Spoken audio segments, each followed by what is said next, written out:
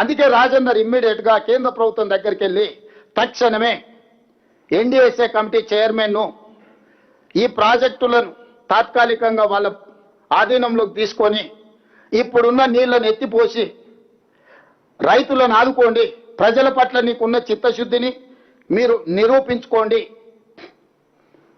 మాకు ఎలాంటి అభ్యంతరం లేదు, మేంగా గేట్లు మూసి నీళ్ళు ఎత్తిపోసే పరిస్థితి లేదు, గేట్లు మూయకుండా నీళ్ళు ఎత్తడానికి కుదరదు, మేము గేట్లు మూసి నీళ్ళు ఎత్తితే ఈ గేట్లు కొట్టుకపోతే ఈ ప్రాజెక్టు కొట్టుకపోతే కింద భద్రాచలం నుంచి ఊర్లే కొట్టుకపోతే ఎన్డీఎస్ఏ నివేదిక ఇచ్చింది, ఇది చట్టబద్ధం, ఎన్డీఎస్ఏ ఇచ్చిన ఆదేశాలను పాటించకపోతే they are liable for punishment with criminal prosecution. నేను అదే చెప్తున్నా, ఆయన తెలివితేటలు ఆయన అట్లా చదివి 80,000 పుస్తకాలు చదివి సాగు తెలివితేటలు ప్రదర్శించడానికే అవి కూలిపోయినాయి. ఈరోజు కాళేశ్వరం కూలేశ్వరం ఎందుకైంది, 1,00,000 కోట్లు ఎందుకు గోదావరిలో కొట్టుకపోయినాయి, ఇవాళ మేడిగడ్డ మొత్తం కొట్టుకపోయింది అనుకో, ఎన్డీఎస్ఏ స్పష్టంగా ఈయన మ్యానిపులేటెడ్ మీద ఉండొచ్చు, పొలిటికల్ మ్యానిపులేటెడ్. నేను యావరేజ్ స్టూడెంట్ని, ఉత్తమన్న కాస్త నాకంటే బెటర్గా ఎన్డీఏలో చదువుకున్న స్టూడెంట్. ఈరోజు ఆర్మీ నుంచి ఇతర ఎక్స్పర్ట్స్ని ఈరోజు ఎంగేజ్ చేసినాం మేము. ఆ ఎక్స్పర్ట్స్ సూచనల మేరకు ఈరోజు మేము పనిచేస్తున్నాం. Not only our engineering graduates, we have engaged from army and other experts, different CPWRS నుంచి రకరకాల కేంద్ర ప్రభుత్వం ఆదేశించిన సంస్థల నుంచి నిపుణులను ఈరోజు నియమించుకొని ఆ నిపుణుల పర్యవేక్షణలో ఈ ప్రాజెక్టులను పునరుద్ధరించడానికి ప్రభుత్వం పనిచేస్తుంది. అట్లా కాదు మేము మేధావులం, మేము పునరుద్ధరిస్తామని వీళ్ళు బయలుదేరిండ్రు. మీరు ఉద్ధరిస్తేనే కదా 3 ఏళ్లలోనే కాళేశ్వరం కాస్త కూలేశ్వరం అయింది, 1,00,000 కోట్లు గోదావరిలో కొట్టుకుపోయినాయి. అందుకే ఇప్పుడు రాజేందర్ గారిని పెద్దరికం తీసుకోమని చెప్తున్నా. నేను ఈ ప్రెస్ మీట్ ప్రత్యేకంగా పెట్టడానికి ఈటల రాజేందర్ గారికి నేను సవినయంగా విజ్ఞప్తి చేస్తున్నా. తక్షణమే మీ కిలాడి కమిటీని తీసుకొని జలశక్తి మంత్రి దగ్గరకు పోయి ఎన్డీఎస్ఏ చైర్మన్ పిలిపించి ఉత్తర తెలంగాణకు నీళ్లు అందించాలంటే మేడిగడ్డ, అన్నారం, సుందిళ్లలో నీళ్లు ఎత్తిపోయాలి. తాత్కాలికంగా నీళ్లు ఎత్తిపోయడానికి పర్యవేక్షించడానికి ఎన్డీఎస్ఏ నిపుణులను తీసుకొని రండి.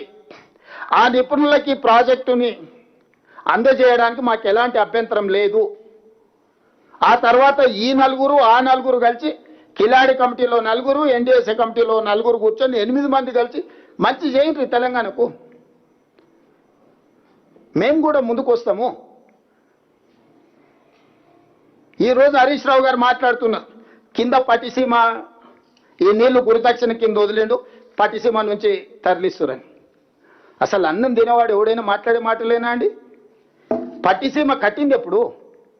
2015 జనవరి 1, 2015 నాడు GOMS నెంబర్ 1 ఆంధ్రప్రదేశ్ ఇచ్చి 2015-16లోనే 4.21 TMC నీళ్లు తరలించారు. 2017-18కి వచ్చేవరకల్లా గోదావరి జలాలను కృష్ణా డెల్టా ప్రాంతానికి 105.9 TMCలను తరలించారు. ఫ్రమ్ దేర్ 2015-16 నుంచి 2023-24 వరకు కంటిన్యూస్గా వాళ్ళు నీళ్లు తరలిస్తూనే ఉన్నారు. ప్రారంభించింది మీ హయాంలోనే, పూర్తి చేసింది మీ హయాంలోనే. ఒక్క 2017-18లోనే 105.9 TMC గోదావరి జలాలను కృష్ణా డెల్టా పరివాహక ప్రాంతానికి తరలించుకొని పోయినరు. మరి ఆ రోజు మీరు గాడిదలను కాసిండ్రా, నువ్వు నీ మామ? ఆ రోజు నువ్వే కదా సాగునీటిపారుదల శాఖ మంత్రివి. పట్టిసీమలో గోదావరి జలాలను కృష్ణా డెల్టా ప్రాంతానికి 105.9 TMCలను తరలించినప్పుడు హరీష్ రావు గారు గాడిదలను కాస్తున్నాడా? నేను అడుగుతున్న సూటిగా. మొత్తం మీ హయాంలో జరిగిన దుర్మార్గమే కదా. ఈరోజు నేను వచ్చినాక కట్టింది కాదు, నేను వచ్చినాక తరలిస్తున్నది కాదు. సో చేసిన దుర్మార్గం అంతా మీరు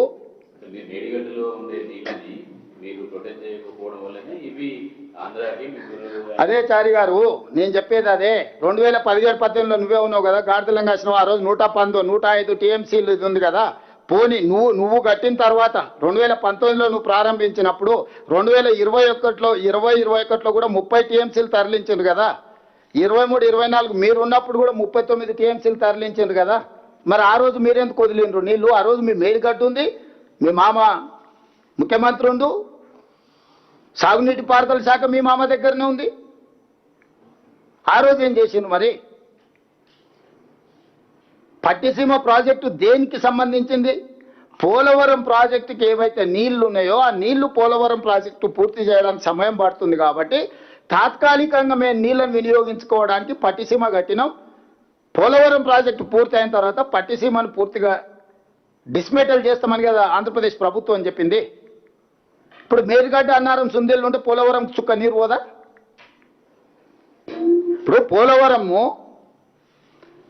మేడిగడ్డ అన్నారం సుందిల్లో ఒకవేళ ఉపయోగంలోకి వస్తే పోలవరంకు చుక్క నీళ్లు పోవా? ఆంధ్రప్రదేశ్కు చుక్క నీరు రాదా? పోలవరం ప్రాజెక్టుకి కేటాయించిన నీళ్ళని ఈరోజు పోలవరం పూర్తి కాకపోవడం వల్ల ఆ నీళ్ళని వాళ్ళు పట్టిసీమ ద్వారా అక్కడికి తరలిస్తారు కదా. తెలివి తక్కువ మాటలు, అతి తెలివి మాటలు కాకపోతే నేను అదే చెప్తున్నా. తెగిన తర్వాత నీళ్ళు ఏడిపోతావు నీకు. జార్ఖండ్లో వస్తాయి, జార్ఖండ్లో ఉత్తరాఖండ్లో నీళ్లు తెగితే మొత్తం మొత్తం మొత్తం అంతా కొట్టుకుపోయింది కదా. అందుకే అదే దానికోసమే చెప్పిన దొంగల చేతికి తాళాలు ఇయ్యము. గజ దొంగలు వీళ్ళు, బందుపోటు దొంగల కంటే ప్రమాదకరమైన వ్యక్తులు. వీళ్ళ గుంపులో రాజేందర్ గారు చేరిండ్రు కాబట్టి ఎన్డీఎస్ఏ అప్పచెప్తాము. 3 నెలలు కాదు, మొత్తం కాంట్రాక్టే వీళ్ళకి ఇస్తాము. 3 బ్యారేజ్లు హరీష్ రావు గారిని కాంట్రాక్టర్గా మారి ఇన్ని రోజులు బినామీగా పనిచేసిండు. ఇప్పుడు బాజాప్తా కాంట్రాక్ట్ తీసుకోమని అప్పచెప్తాం. టోటల్గా 3 బ్యారేజ్లు ఆయనకి అప్పచెప్తాం. ఎన్డీఎస్ఏ పర్యవేక్షణ మీరు ఇద్దరు కలిసి పెట్టుకోండి. రాజేందర్ గారు కూడా ఉన్నారు కాబట్టి బీజేపీలో ఉన్నాడు, కేంద్రంలో ఉన్నాడు.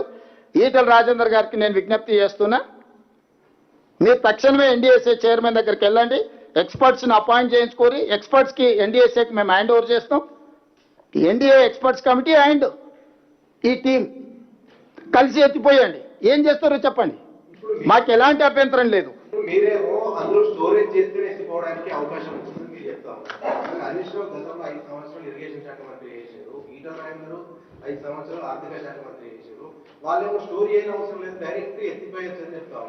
వాళ్ళు మెదడు తక్కువ మాటలు మాట్లాడుతున్నారు అని ఇంతసేపు చెప్పిన రాజిరెడ్డి. ఇంకా నీకు ఇది కూడా అర్థం కాకపోతే నేను చేసేది అందుకే చూపిస్తాను. ఒక్కసారి నెక్స్ట్ లెవెల్ది చూపించండి శ్రీనివాస్ గారు. మన ప్రాజెక్ట్ ఇది ఉన్నది కదా, ఒక్కసారి అది చూడండి. మీకు మాదే కదా నేను చెప్పింది, డైరెక్ట్ ఎత్తిపోసేటట్టుంటే బ్యారేజ్లు ఎందుకు కట్టిండ్రు? అరే ఆ పంప్ హౌస్ ఎక్కడుందో ఇప్పుడు ఒక్కసారి చూపిస్తే అక్కడ ఒక్కసారి చూడండి. ఒక్కసారి మీరు అది చూడండి. కెమెరా ఇప్పుడు తిప్పండి, ఒకటట్టు ఒక కెమెరా అటు తిప్పండి. లెవెల్స్ ఇవన్నీ అందుకే చెప్తున్నా కదా మీకు చూపిస్తాను. ఇప్పుడు అది టోపోగ్రఫీ ఉంది. శ్రీనివాస్ ఒక్కసారి ఎక్స్ప్లెయిన్ చేయి. నమస్తే సార్. ఇది మనకి ఇది ప్రాణహిత రివర్ సార్, ఇది గోదావరి రివరు. ఈ రెండు కూడా ఇక కలిసిన తర్వాత ఎస్ సార్ ఎస్ సార్ చూపిస్తున్నా సార్. ఇది ప్రాణహిత సార్, ఇది గోదావరి రివర్ సార్. ఇది ఎస్ సార్.